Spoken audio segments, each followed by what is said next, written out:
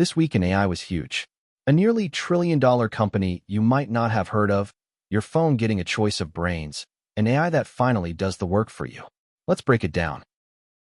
Welcome to AI Edge Lab, where we turn the fire hose of AI news into what actually matters for your money and your time. Story 1. The money.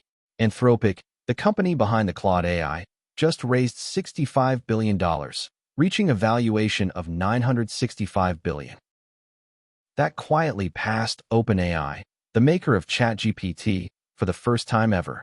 Both are now lining up to go public on the stock market, possibly as soon as this fall. What it means for you. The AI money is real, and the race is white-hot.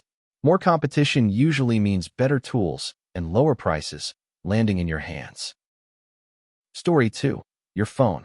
At its big developer event, Apple announced that the next iPhone software will let you choose which AI powers its features.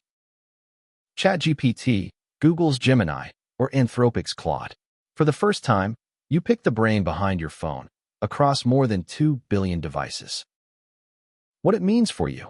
You're no longer locked in. Soon, the best AI for the job is just a setting away, right on the device in your pocket. Story 3.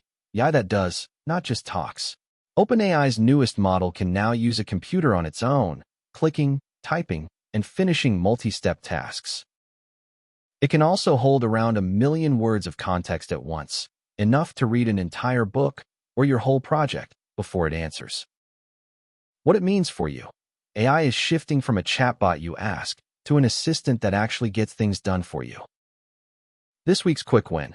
Before you start a new AI chat, tell it who you are and what you want in one short line. You'll get sharper answers instantly.